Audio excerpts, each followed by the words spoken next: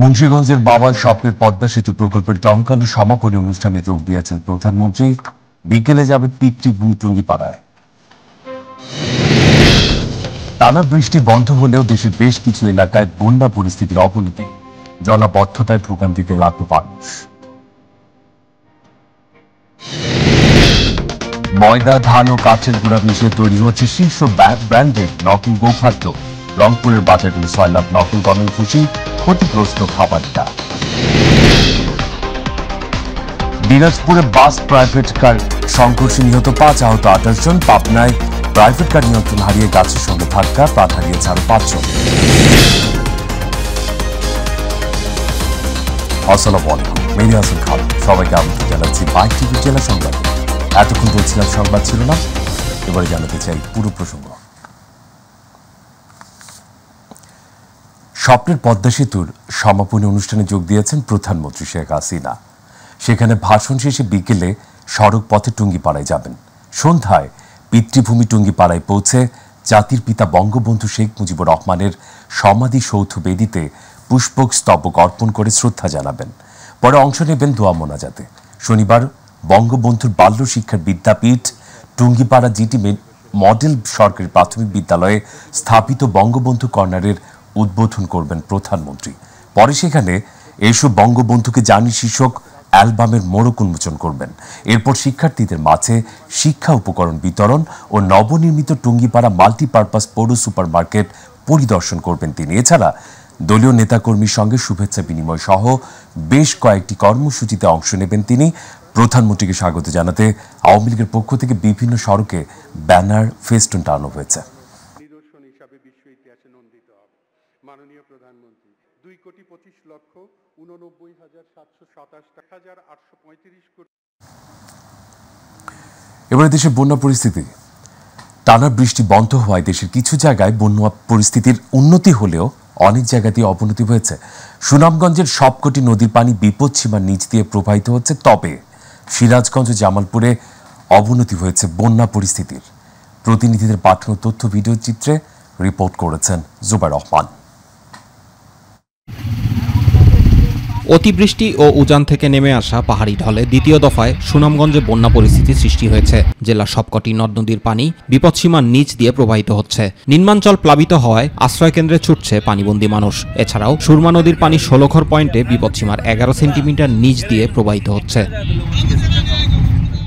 উজান থেকে নেমে আসা পাহাড়ি ঢলে জামালপুরের যমুনা, ব্রহ্মপুত্র সহ অন্যান্য নদ নদীর পানি বৃদ্ধি অব্যাহত থাকায় সার্বিক বন্যা পরিস্থিতির অবনতি হয়েছে। পানিবন্দী হয়ে পড়েছে 50,000 মানুষ। সকালে দেওয়ানগঞ্জের বাহাদুরাবাদ ঘাট পয়েন্টে যমুনা নদীর পানি গত 24 ঘন্টায় 37 সেন্টিমিটার বৃদ্ধি পেয়ে বিপদসীমার 92 সেন্টিমিটার উপর দিয়ে প্রবাহিত হচ্ছে। এতে প্লাবিত হয়েছে দেওয়ানগঞ্জ, ইসলামপুর ও মাদারগঞ্জ উপজেলার মোট 18টি ইউনিয়ন। কয়েকদিনের টানা বৃষ্টি ও উজান থেকে নেমে আসা পাহাড়ি ঢলে সিরাজগঞ্জের চৌহালি ও বেলকুচিতে যমুনা নদীর পানি বৃদ্ধি অব্যাহত রয়েছে। গত 24 ঘন্টায় যমুনা নদীর পানি 38 সেন্টিমিটার বৃদ্ধি পেয়ে বিপদসীমার 38 সেন্টিমিটার ওপর দিয়ে প্রবাহিত হচ্ছে। বন্যায় বিস্তীর্ণ ফসলি জমি তলিয়ে যাওয়ায় নষ্ট হচ্ছে রোপা আমন ক্ষেত, বীজতলা, তিল, বাদাম, সবজি বাগান সহ বিভিন্ন ফসল। এদিকে কুড়িগ্রামে ব্রহ্মপুত্র নদের পানি অস্বাভাবিক হারে বৃদ্ধি পাওয়ায় নদী তীরবর্তী 6টি উপজেলায় লক্ষাধিক মানুষ পানিবন্দী হয়ে পড়েছে। বন্যার ফলে 37টি সরকারি প্রাথমিক বিদ্যালয়ে পাঠদান বন্ধ করা হয়েছে। 2300 হেক্টর ফসলি জমি নিমজ্জিত এবং বানভাসীদের সহায়তায় ইউনিয়ন পর্যায়ে 83টি মেডিকেল টিম গঠন করা হয়েছে। আজ 3 দিন থেকে খাওয়া দাওয়া নাই, বাচ্চা কাচ্চা নিয়ে খুবই কষ্টে আছে। যার কাছে অসুবিধা হয়েছে সেই জন্য রান্না বান্না করা পড়েছে। বাচ্চা কাচ্চা কোনো মতে নাস্তা খেলেছি। সরকারিভাবে পর্যাপ্ত ত্রাণ মানুষের হাতে ইউনিয়ন পরিষদের মাধ্যমে পৌঁছায়নি। এটিতে দ্রুত গতিতে ব্যবস্থা নেওয়া না হয় তাহলে পরিস্থিতি মারাত্মকের দিকে যাবে। জুবাইর রহমান, মাই টিভি নিউজ। এদিকে গাইবান্ধায় ব্রহ্মপুত্র নদীর পানি বিপদসীমার 90 সেন্টিমিটার উপর দিয়ে প্রবাহিত হচ্ছে। বন্যার পানিতে 22,000 মানুষ পানিবন্দী হয়েছে। পানির স্রোতে সহস্রাধিক ঘরবাড়ি ভেসে গেছে। এদিকে বৃষ্টি ও বন্যার পানিতে ঝুঁকিপূর্ণ হয়ে পড়েছে গাইবান্ধা সাগাটা আঞ্চলিক মহাসড়ক। জেলা উপজেলা প্রশাসনের পক্ষ থেকে ঝুঁকিতে থাকা বস্তা দিয়ে ঠেকানোর চেষ্টা করা হচ্ছে। ইতিমধ্যে জেলা প্রশাসন এনজিওদের পক্ষ থেকে উদ্ধার ও ত্রাণ তৎপরতা শুরু করেছে।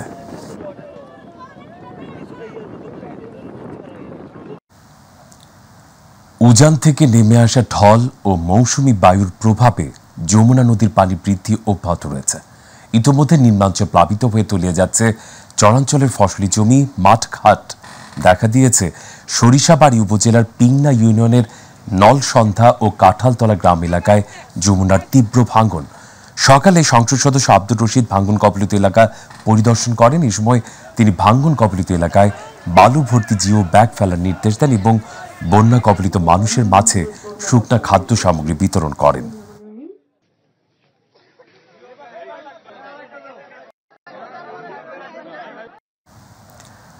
ভেজাল গোখাদ্যে ছেয়ে গেছে রংপুরের বাজারগুলো।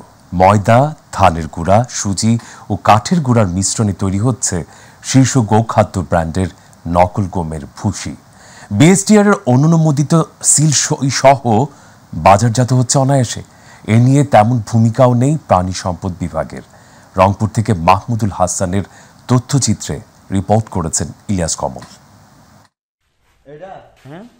রংপুরে পীরগঞ্জের চত্রা বন্দরে আব্দুল কুদ্দুস ভিলার নিচতলার গোডাউনেই তৈরি হচ্ছে নামি দামি ব্র্যান্ডের গোখাদ্য।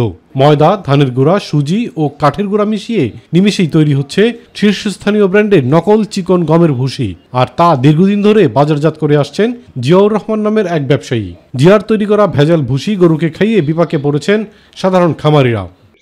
2-4 মাস আগে তো হলো অরিজিনাল বসুন্ধরা ভুসি পাওয়া যেত, কিন্তু বর্তমানে 2-4 মাস হলো এখন ভুসি হয়েছে ডুপ্লিকেট। আমরা বুঝি না কিছু না, নিয়ে যা গরু খেলে গরুর মনে করেন যে অসুখ হয়ে যায়। এগুলো তো আমাদের সাধারণ পাবলিকের বোঝার মতো কোনো বুদ্ধি নাই। খামারিদের অভিযোগের ভিত্তিতে সংবাদ সংগ্রহ করতে গিয়ে মাইটিভি রংপুর প্রতিনিধি সহ 3 সংবাদকর্মী ফুটেজ নেওয়ার চেষ্টা করলে তাদের অবরুদ্ধ করে হামলা ও মারপিট করে জিয়া ও তার লোকজন। ছিনিয়ে নেয় সংবাদকর্মীদের ব্যবহৃত ক্যামেরা ও মোবাইল ফোন। সংবাদ সংগ্রহে মাইটিভির ব্যবহৃত ক্যামেরাটি এখনো উদ্ধার করতে পারেনি পুলিশ। ঘটনার সুষ্ঠু তদন্ত ও দায়ীদের দৃষ্টান্তমূলক শাস্তির দাবি জানান সাংবাদিক নেতারা। ভেজাল যারা করে তাদের সকলের বিরুদ্ধেই খুব দ্রুত ব্যবস্থা নেওয়া উচিত। হামলা সহ সাংবাদিকরা যারা ক্ষতিগ্রস্ত হয়েছে, আমরা এর দৃষ্টান্তমূলক শাস্তি দ্রুত সময়ের মধ্যেই আসলে আশা করছি। এই ঘটনায় খামারিদের লিখিত অভিযোগের ভিত্তিতে অভিযান পরিচালনা করে ওই ব্যবসায়ীর 3টি গোডাউন সিলগালা সহ মামলা দায়ের করেছে রংপুর বিএসটিআই। এমন নকল ভুসি বাজারে বেড়ে যাওয়ায় বিপাকে পড়েছে ব্যবসায়ীরা। কেউ বেচে 2000 টাকা, কেউ বেচে 1900 টাকা। আমরা যখন 2800 টাকা চাই তখন কাস্টমারই বলে যে ওখানে 2200 টাকা বা 2000 টাকা চাচ্ছে, আপনারা 2800 টাকা চাচ্ছেন। মানগত কম, দাম কম, বাজারে ছাপে, ওই জন্য মানুষ কেনে। আমরা মনে করেন যে অরিজিনাল ভুসি নিয়ে হিমশিম খাইছি। ভেজাল গোখাদ্য তৈরিকারীদের বিরুদ্ধে অভিযান পরিচালনা করে ব্যবস্থা নেওয়ার আশ্বাস দিয়েছে আঞ্চলিক প্রাণী সম্পদ বিভাগ। আমরা খাদ্য ওখান থেকে সংগ্রহ করে আমরা এটা আমাদের গবেষণাগার ঢাকা গবেষণাগারে পাঠাবো। যদি ধরা পড়ে সেখান থেকে পজিটিভ, তাহলে আমরা তার বিরুদ্ধে আমরা অ্যাকশনে যাব। ভেজাল কারখানা বন্ধে স্থায়ী ব্যবস্থা নিয়ে খামারিদের জন্য নিরাপদ গোখাদ্য নিশ্চিত করতে প্রশাসন কার্যকর ব্যবস্থা নিবে, এমনটাই প্রত্যাশা স্থানীয়দের। ইলিয়াস কমল, মাইটিভি। দিনাজপুর সদর উপজেলার শসরা ইউনিয়নের পাঁচবাড়ি এলাকায় সড়ক দুর্ঘটনায় 5 জন নিহত ও 28 জন আহত হয়েছে। আহতদের Dinajpur M Abdur Rahim medical college হাসপাতালে ভর্তি করা হয়েছে।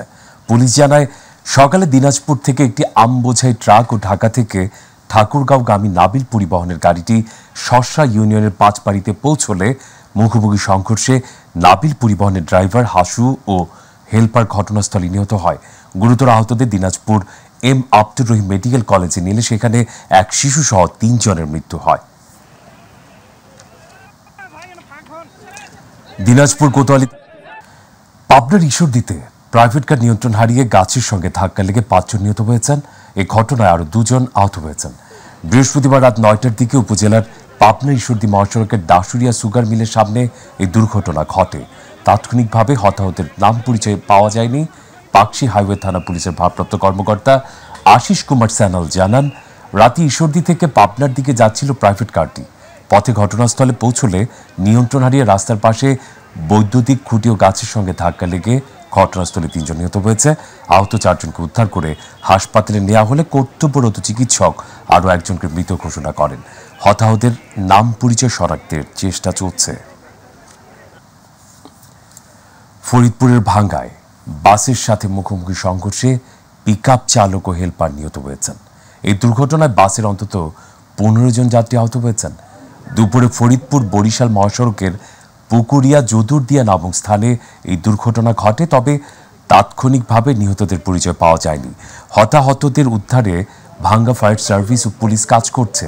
ভাঙ্গা হাইওয়ে থানার উপপরিদর্শক আব্দুল্লাহ বাকি জানান, ফরিদপুর থেকে ঢাকাগামী গোল্ডেন পরিবহনের একটি বাসের সাথে ফরিদপুর গ্রামে একটি পিকআপের মুখোমুখি সংঘর্ষ হয়।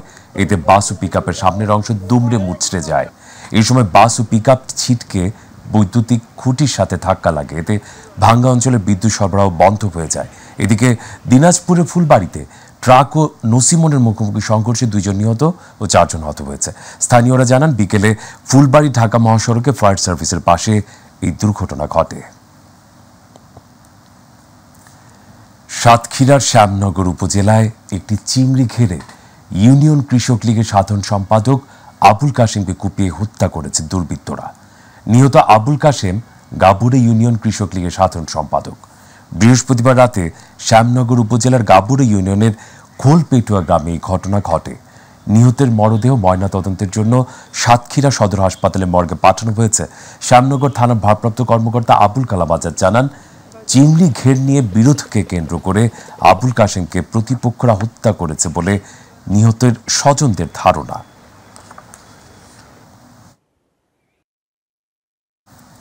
ঠাকুরগাঁওয়ের বালিয়াডাঙ্গি উপজেলার বিএসএফ এর গুলিতে রাজু মিয়া নামে এক বাংলাদেশি নিহত হয়েছেন। নিহত রাজু মিয়া বালিয়াডাঙ্গি উপজেলার বড় পলাশবাড়ি ইউনিয়নের গড়িয়ালি গ্রামের হবিবর আলীর ছেলে। বালিয়াডাঙ্গি থানার অফিসার ইনচার্জ ফিরোজ কবির বিষয়টি নিশ্চিত করেছেন। তিনি বলেন, ঠাকুরগাঁও 50 বিজিবির নগরভিটা সীমান্তের পিলার নম্বর 376/5S নামক স্থানে গতরাতে গরু চোরা কারবারি করতে গেলে রাজু গুলিবিদ্ধ হয় এবং ঘটনাস্থলে নিহত হয়। তার মরদেহ বর্তমানে বিএসএফ এর কাছে রয়েছে। ঠাকুরগাঁও 50 বিজিবির অধিনায়ক লেফটেন্যান্ট কর্নেল তানজির আহমদ বলেন, পতাকা বৈঠকের পরে বিষয়টি নিশ্চিত হওয়া যাবে।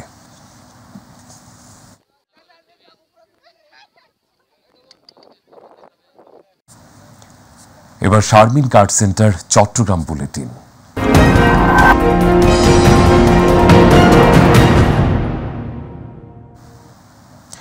চট্টগ্রামে কিছুটা নিম্নগামী মুরগি ও ডিমের বাজার, তবে ক্রয় ক্ষমতার বাইরে সব ধরনের সবজি।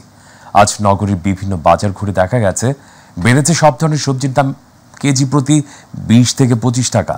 এছাড়া দেশি, ব্রয়লার এবং সোনালী 3 ধরনের মুরগির দামই কমেছে 40 টাকা পর্যন্ত। গেল সপ্তাহে 150 টাকায় বিক্রি হওয়া মুরগির ডিম এখন বিক্রি হচ্ছে 140 টাকায়। খামারে পর্যাপ্ত ডিম মজুদ থাকা ও বাজার তদারকি থাকায় ডিমের দাম স্বাভাবিক বলছেন বিক্রেতারা।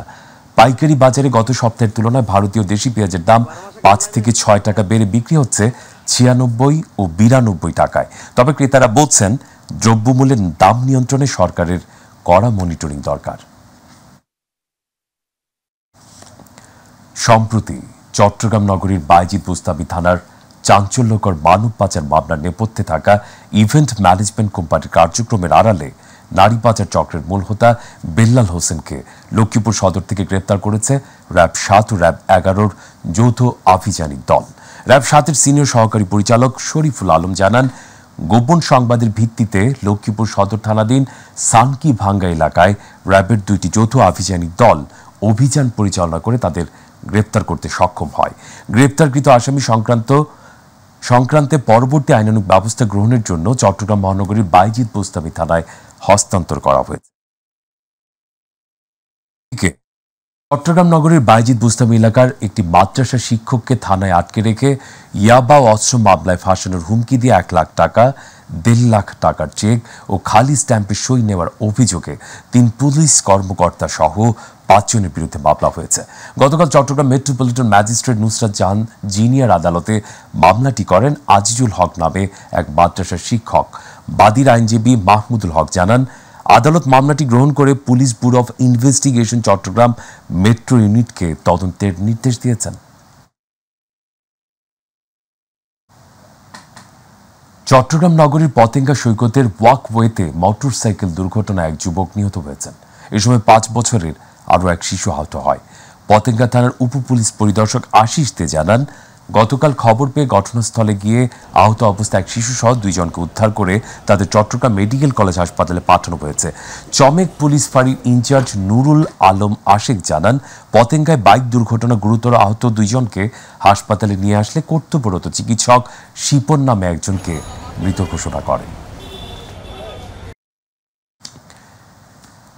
কেন্দ্রীয় আওয়ামী লীগের নির্ধারিত সময় অনুযায়ী আগামী 18 সেপ্টেম্বর চট্টগ্রাম মহানগর আওয়ামী লীগের সম্মেলন অনুষ্ঠিত হবে বলে জানিয়েছেন কেন্দ্রীয় আওয়ামী লীগের সাংগঠনিক সম্পাদক ও জাতীয় সংসদের হুইপ আবু সাইদ আল মাহমুদ স্বপন। বৃহস্পতিবার মহানগর আওয়ামী লীগের কার্যকরী কমিটির সভায় প্রধান অতিথির বক্তব্যে তিনি ঘোষণা দেন। মহানগর আওয়ামী লীগের সভাপতি মাহতাব উদ্দিন চৌধুরীর সভাপতিত্বে ও সাধারণ সম্পাদক আজম নাসির উদ্দিনের সঞ্চালনায় সহ সভাপতি নঈম উদ্দিন চৌধুরী, ইব্রাহিম হোসেন চৌধুরী বাবুল সহ অন্যরা উপস্থিত ছিলেন। আমাদের কৃষি।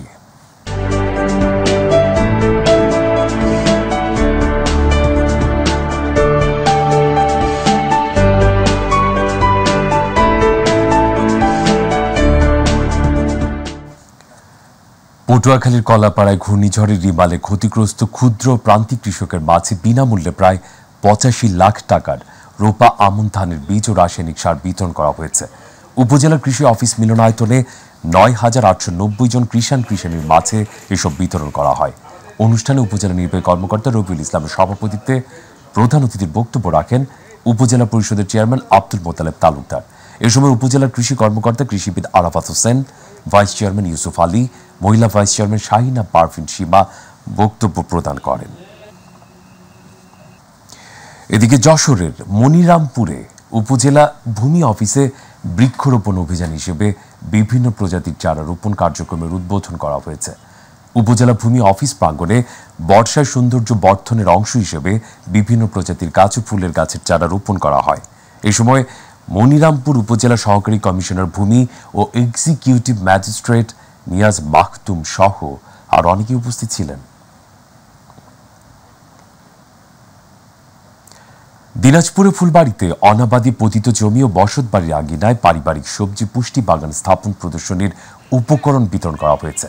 উপজেলা পরিষদ চত্বরে কৃষি সম্প্রসারণ দপ্তরের আয়োজনে 118 জন কৃষকের মাঝে বিনামূল্যে রাসায়নিক সার, সবজির বীজ, 3 মৌসুমের ফল গাছের চারা প্রদান করেন উপজেলা কৃষি অফিসার রুম্মান আক্তার। ঝালকাঠির রাজাপুরে বাগান থেকে অজ্ঞাত এক যুবকের মরদেহ উদ্ধার করেছে থানা পুলিশ। সকালে উপজেলার সাটুরিয়া কমিউনিটি ক্লিনিক এলাকা থেকে তার মরদেহ উদ্ধার করা হয়। তবে নিহত যুবকের পরিচয় জানা যায়নি। রাজাপুর থানা ভারপ্রাপ্ত কর্মকর্তা আতর রহমান জানান, লাশটির পরিচয় এখনো শনাক্ত করা যায়নি। ময়না তদন্ত শেষে হত্যাকাণ্ডের প্রকৃত কারণ জানা যাবে। এ ব্যাপারে আইনগত ব্যবস্থা গ্রহণ করা হবে বলে জানান ওসি। সিরাজগঞ্জে র্যাব 12 পৃথক অভিযানে 662 বোতল ফেন্সিডিল, 12 কেজি গাঁজা সহ 5 মাদক ব্যবসায়ীকে আটক করেছে র্যাব 12 সদস্যরা। এই ঘটনায় একটি ট্রাক ও একটি কাভার্ড ভ্যান জব্দ করা হয়েছে। র্যাব 12 অধিনায়ক মোহাম্মদ মারুফ হোসেন স্বাক্ষরিত প্রেস বিজ্ঞপ্তিতে জানানো হয়, বৃহস্পতিবার গোপন সংবাদের ভিত্তিতে র্যাবের একটি দল পৃথক অভিযানে সিরাজগঞ্জের সলঙ্গা থানার ঘুরকা বেলতলা বাজার ও বগুড়ার শেরপুর থানার হাজিপুর এলাকা থেকে তাদের গ্রেপ্তার করে। এলাকায় চেকপোস্ট পরিচালনা করে একটি খালি কাভার্ড ভ্যান থেকে অভিনব কায়দায় লুকানো অবস্থায় 151 বোতল ফেন্সিডিল উদ্ধার করে। জামালপুরের ইসলামপুর থানা পুলিশের বিশেষ অভিযানে 7 বছর ধরে পলাতক থাকা এক ওয়ারেন্টভুক্ত আসামিকে গ্রেপ্তার করেছে পুলিশ। সকালে ফুলছড়ি এলাকা থেকে আনোয়ারকে গ্রেপ্তার করা হয়। ইসলামপুর থানার অফিসার ইনচার্জ সুমন তালুকদার জানান, 2017 সালে চরবরুল এলাকার জনক আবু তালেবের মুদি দোকানের ভেতরে ছমেদ আলী মেম্বারকে গুলি করে হত্যা করার ঘটনার সাথে জড়িত ছিল আনোয়ার। এরপর থেকে দীর্ঘদিন পলাতক ছিল। পরে অভিযানে চালিয়ে আনোয়ারকে গ্রেপ্তার করে আদালতে প্রেরণ করা হয়। মানিকগঞ্জের সাটুরিয়ায় খামার থেকে গরু চুরির ঘটনায় 2 উপপরিদর্শক SI সহ 4 পুলিশ সদস্যকে প্রত্যাহার করা হয়েছে। প্রত্যাহার হওয়া পুলিশ সদস্যরা হলেন সাটুরিয়া থানার SI আলামিন ও জালাল উদ্দিন এবং পুলিশ কনস্টেবল দোলন ও কনস্টেবল হালিম। মানিকগঞ্জ সদর সার্কেলের অতিরিক্ত পুলিশ সুপার কামরুল হাসান এই তথ্য নিশ্চিত করেছেন। এই বিষয়ে সাটুরিয়া থানার ভারপ্রাপ্ত কর্মকর্তা মাহবুব আলম বলেন, কৃষক নিফাজ উদ্দিন বাদী হয়ে একটি মামলা দায়ের করেছেন। একজন আসামিকে গ্রেপ্তার করা হয়েছে। বাকি আসামিদের গ্রেপ্তারের চেষ্টা অব্যাহত রয়েছে। যানজট মুক্ত গ্রিন ক্লিন এবং স্মার্ট কেরানীগঞ্জ করার অংশ হিসেবে সড়কে উচ্ছেদ অভিযান চালিয়েছে উপজেলা পরিষদ ও প্রশাসন। গতকাল উপজেলার গুরুত্বপূর্ণ গুলিস্তান নবাবগঞ্জ সড়কের কোনখোলা চৌরাস্তা এলাকায় এই অভিযান পরিচালনা করা হয়। এ সময় দেশের নামী প্রতিষ্ঠান শরীফ ফুড কোর্ট অ্যান্ড পার্ক কর্তৃপক্ষকে সড়ক দখলে নির্মিত দেয়াল ও মার্কেটের বর্ধিত অংশ ভেঙে দেওয়ার নির্দেশ প্রদান করা হয়। এ সময় উপস্থিত ছিলেন কেরানীগঞ্জ উপজেলা পরিষদের চেয়ারম্যান শাহিদ আহমেদ, উপজেলা নির্বাহী কর্মকর্তা আবু রিয়াদ, উপজেলা প্রকৌশলী মাহমুদুল্লাহ সহ অনেকে।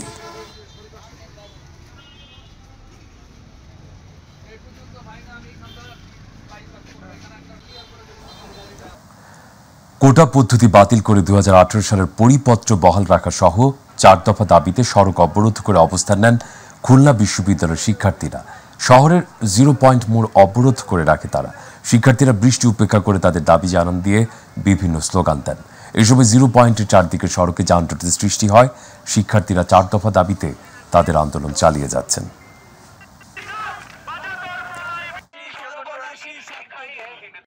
চাকুরি স্থায়ীকরণ সহ বিভিন্ন দফা দাবিতে 4 দিন ধরে কর্মবিরতি পালন করছে চাঁপাইনবাবগঞ্জে পল্লী বিদ্যুৎ সমিতির চুক্তিভিত্তিক কর্মকর্তা কর্মচারীরা। বৃহস্পতিবারও জরুরি সেবা ছাড়া যাবতীয় কার্যক্রম বন্ধ রেখে কর্মসূচি পালন করেন তারা।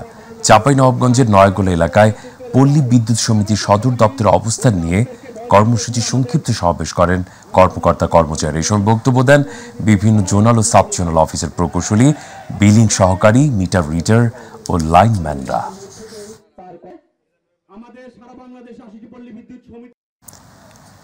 শরীয়তপুরের দামুন্ডা উপজেলা পরিষদের চেয়ারম্যান আব্দুর রশিদ গোলন্দাজ শপথ পাঠ ও দায়িত্বভার গ্রহণ করেছেন। এ সময় উপজেলার আওয়ামী লীগের দলীয় নেতাকর্মীদের ফুলেল শুভেচ্ছা গ্রহণ করেন তিনি।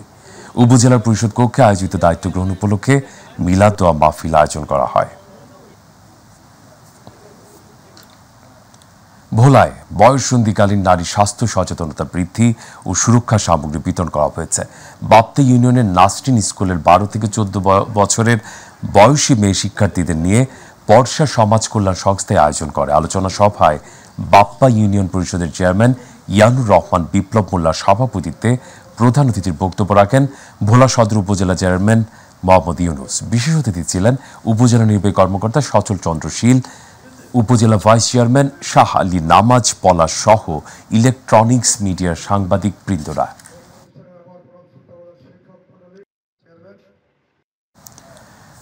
গাইবান্ধায় বন্যার্ত নারীদের মাঝে মর্যাদা সুরক্ষা কিট ও নগদ টাকা প্রদান করা হয়েছে।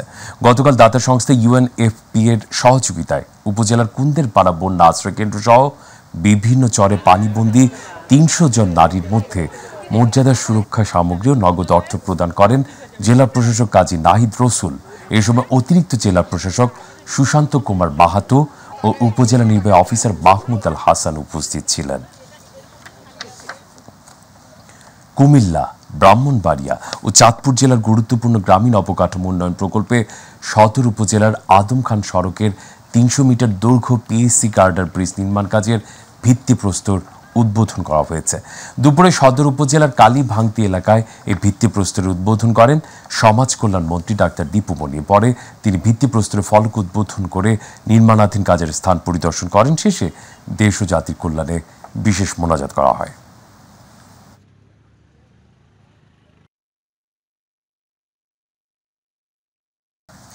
দর্শক, ছিল এখনকার মতো জেলা সংবাদ। পরবর্তী সংবাদ আমন্ত্রণ বিদায় নিচ্ছি।